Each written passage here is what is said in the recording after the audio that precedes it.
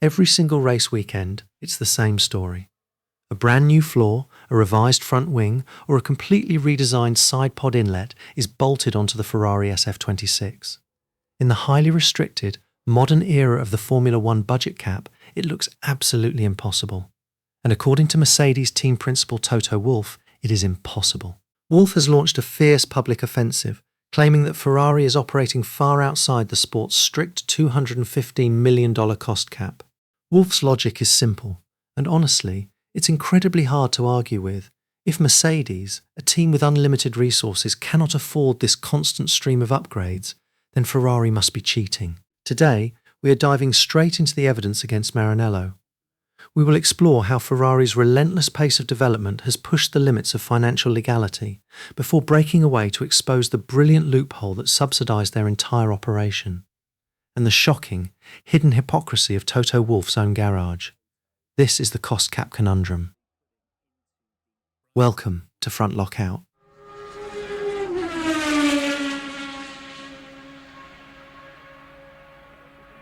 Chapter 1. The Case Against Ferrari. To understand why the entire paddock is looking at Ferrari with deep suspicion, you only have to look at the sheer volume of parts they have manufactured this season. Under the standard cost cap, mid-season development is supposed to be severely restricted to keep the field level. But since the season resumed, Ferrari has behaved as if the budget cap doesn't exist. This culminated at the Austrian Grand Prix, where Ferrari introduced yet another massive upgrade package featuring a new engine specification and revised front wing elements. This constant spending triggered a public backlash from Toto Wolff in Spielberg, who stated bluntly, "We're a little bit surprised that Ferrari can throw these huge updates at the car in the way they do. In my opinion, they need to be running out of money soon, cost cap money, because we can't do that." According to Wolff, Mercedes, Red Bull and McLaren have all had to pace themselves, bringing sporadic, heavily bundled packages to stay within the legal limit. Yet Ferrari seems to have a limitless supply of cash. From a purely financial perspective, Wolff's suspicion is highly logical. Producing multiple, continuous iterations of complex carbon fibre floors, wing end plates, and active aerodynamic systems requires millions of dollars in material overhead and logistics. Under the rules, the math simply does not add up. Ferrari looks guilty. Chapter 2. The Great Breakaway. But in the high-stakes chess game of Formula One, things are rarely as simple as they appear.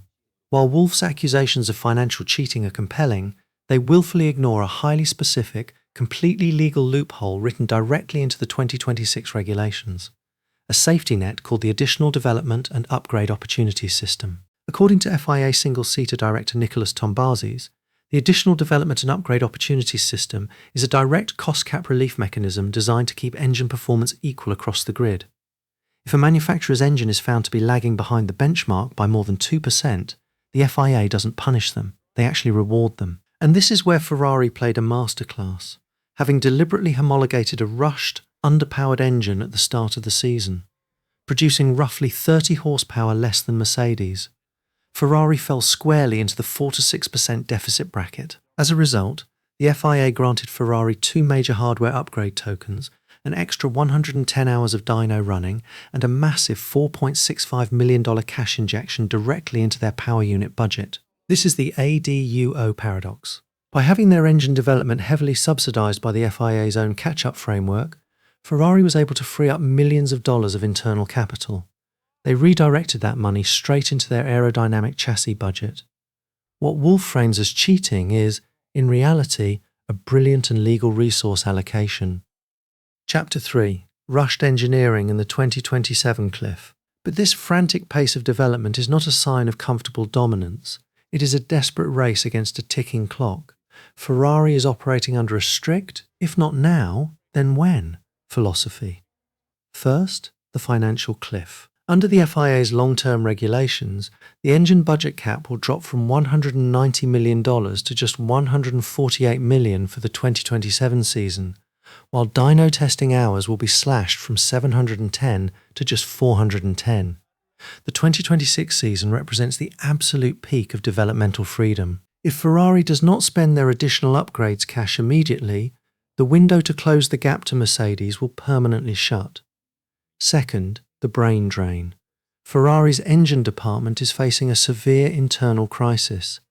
Their brilliant power unit project leader, Wolff Zimmermann, and his deputy, Lars Schmidt, have officially departed Maranello to join Audi. This pressure has resulted in rushed, deeply flawed engineering. In Shanghai, Ferrari rushed out the highly controversial Macarena active rear wing. But the mechanical actuator was too slow, taking longer than the legal limit to close.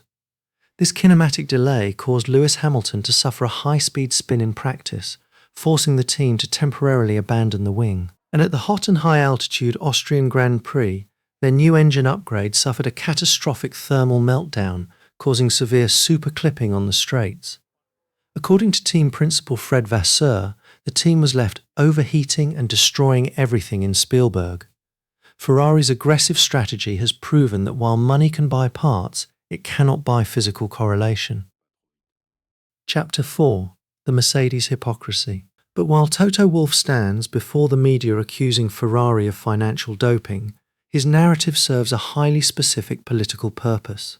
It deflects attention from the empirical evidence, suggesting that Mercedes has been engaging in technical doping. A balanced, objective analysis of the 2026 season reveals that Mercedes' early dominance was heavily built upon highly questionable regulatory loopholes. Loopholes so severe that the FIA has been forced to ban multiple Mercedes components mid-season.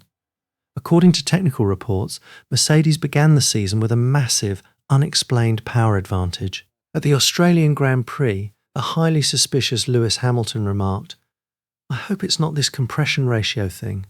If it is, then I will be disappointed that the FIA allowed that to be the case." Hamilton's suspicions were entirely accurate.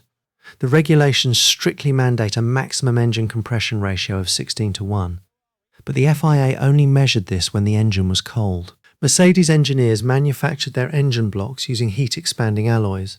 Out on the track, as temperatures soared past 130 degrees Celsius, the metal expanded, physically altering the combustion chamber.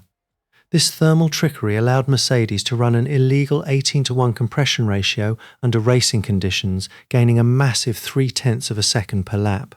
The FIA shut the loophole down mid-season, neutralising Mercedes' engine advantage. Mercedes was also caught running a controversial serrated rear diffuser in Montreal.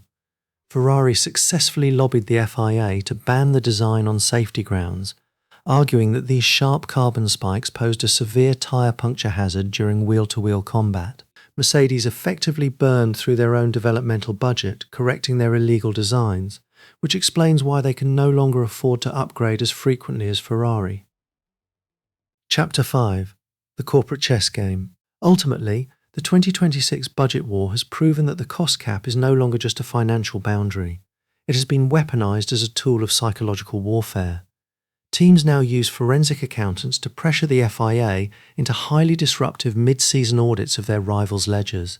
Neither team can claim the moral high ground. While Ferrari leverages the financial loopholes written into the additional development and upgrade opportunities framework to fund their massive carbon fibre upgrades, Mercedes has relied on exploiting the physical blind spots of the FIA's engine measurement protocols. So, what do you think? Is Ferrari's aggressive and subsidised upgrade cycle a brilliant execution of strategic planning? Or is Toto Wolff right to suspect they are breaking the spirit of the cost cap? Who do you think is playing the grey areas of the rulebook better? Ferrari with their financial manoeuvres, or Mercedes with their thermal engine tricks? And with the massive resource cuts looming for 2027, has Ferrari made the right call to throw everything at the car now? Let us know your thoughts in the comments below.